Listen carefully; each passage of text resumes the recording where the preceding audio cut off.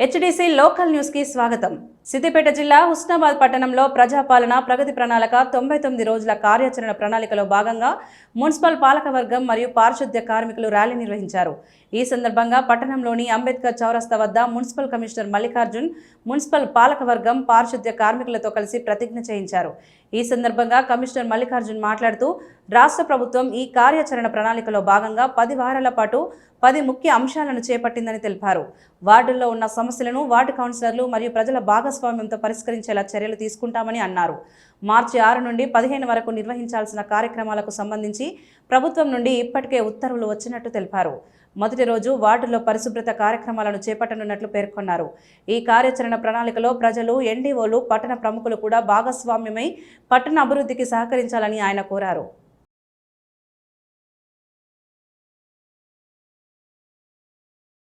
వరకు 99 రోజుల కార్యాచరణ ప్రణాళికను ప్రభుత్వం ప్రకటించింది. దాంట్లో భాగంగా 10 అంశాలు 10 వారాల పాటు వివిధ అంశాలపైన మరి ఆ అంశాలలో నేరుగా మనకు పరిశుభ్రత కానీ, తర్వాత ఆరోగ్యం, పిల్లల సంక్షేమం, మహిళల సంక్షేమం, తర్వాత డ్రగ్స్ నిర్మూలన, విద్య, ఆరోగ్యం మొదలైనటువంటి 10 అంశాలను తీసుకొని ఆ 10 అంశాల మీద ఒక ప్రణాళికను ఏర్పాటు చేసుకొని దానిలో మన ప్రజాప్రతినిధులు, మన chairman madam, vice chairman madam, తర్వాత మిగతా కౌన్సిలర్స్, ఎన్జిఓస్, యూత్ అందరి యొక్క భాగస్వామ్యంతో ఆ ప్రణాళికను విజయవంతం చేయవలసిందిగా ప్రభుత్వం నిర్దేశించడమైనది. మరి దానిలో భాగంగా మనకు ఇప్పుడు మార్చి 6 నుంచి మార్చి 15 వరకు వివిధ అంశాలు మనకు ఇవ్వడం జరిగింది. దాని తదుపరి మళ్ళీ మనకు షెడ్యూల్ ఇవ్వడం జరుగుతుంది. దానిలో మరి ఈ రోజు మనకు సంబంధించి స్పెషల్ శానిటేషన్స్, అదేవిధంగా మనకు ఈ ప్రోగ్రామ్ సంబంధించి వివిధ బ్రీఫ్ గా మాట్లాడుకొని ప్రజాప్రతినిధులతో కూడా వాళ్ళ యొక్క అమూల్యమైన సందేశాన్ని తీసుకొని మరి అదేవిధంగా ప్రతిజ్ఞ కూడా ఈ ప్రతి ఒక్కటి ఉంటుంది.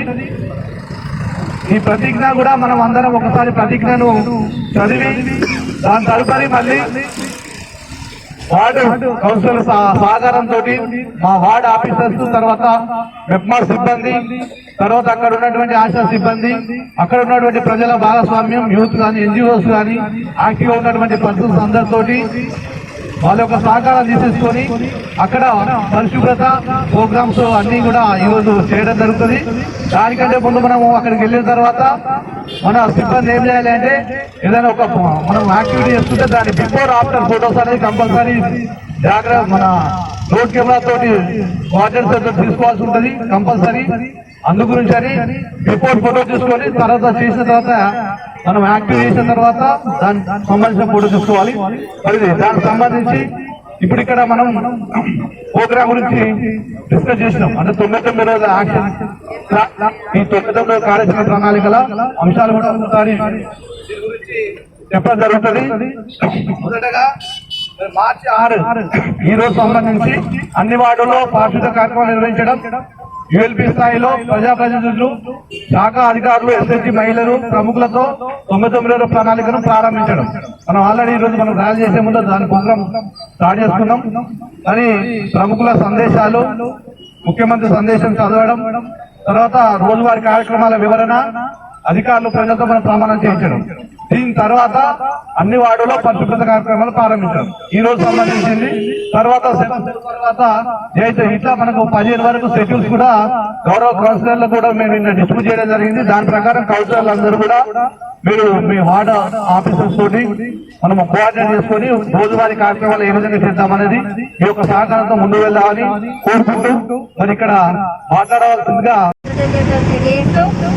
ఈ కార్యక్రమాన్ని విజయవంతం చేయటకు పాలకవర్గం, అధికారులు, MEPMA team, municipal team, media మిత్రులకి అందరికీ నమస్కారం తెలియజేస్తున్నాను.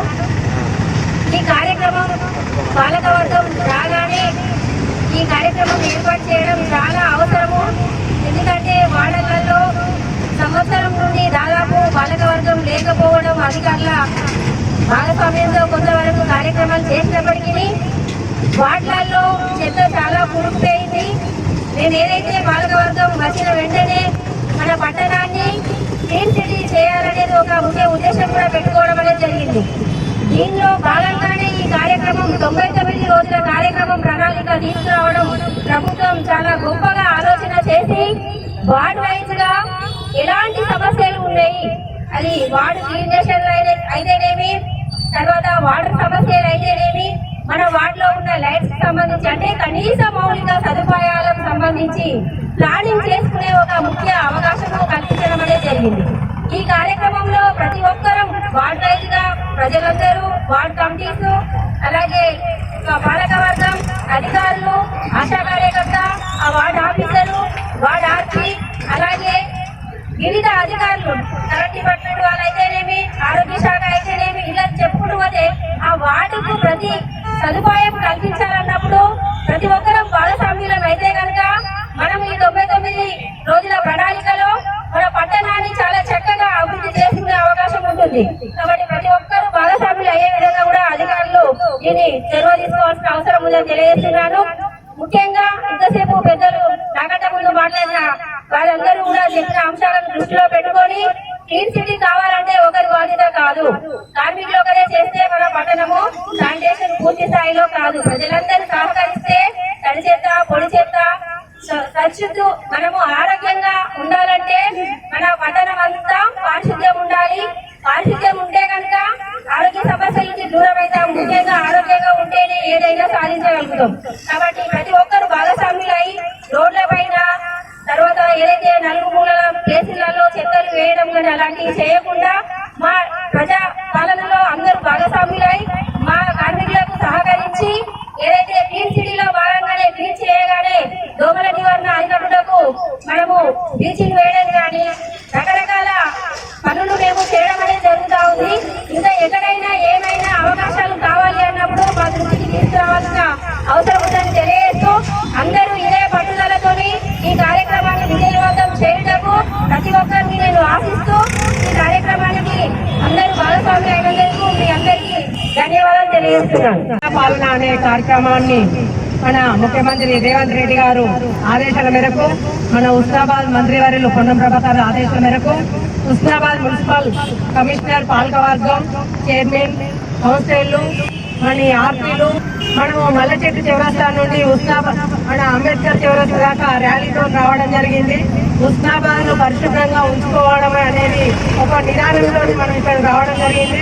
హుస్నాబాద్ లో 20 వార్డులు ఉన్నాయి. 20 వార్డులకు 20 వార్డు ఆఫీసర్లు ఉన్నారు, ఆర్పీలు ఉన్నారు, ఆశా వర్కర్లు ఉన్నారు, మన కార్మికులు ఉన్నారు. అందరూ పేరు పేరున మనకు ఏంటంటే 20 వార్డులను ఒక వార్డు అనేది కాకుండా 20 వార్డులు టోటల్ హుస్నాబాద్ ను పరిశుభ్రంగా ఉంచుకోవాలని కోరుకుంటూ ఇచ్చిన తడి చెత్తను, పొడి చెత్తను ఏదైతే మన ఇంటి ముందు ట్రాక్టర్ కానీ ఆటో కానీ రావడంతో పాటు ఇంటి ముందు వేయద్దు చెత్తను, వచ్చినాకనే ఆ ట్రాక్టర్ కానీ ఆటో కానీ ఇవ్వాలని మన ప్రజల్ని కోరుకుంటూ ఏదైతే క్లీన్ సిటీ హుస్నాబాద్ గా ఉండాలనుకుంటానో ఇప్పటికే మనకు అవార్డులు రావడం జరిగింది.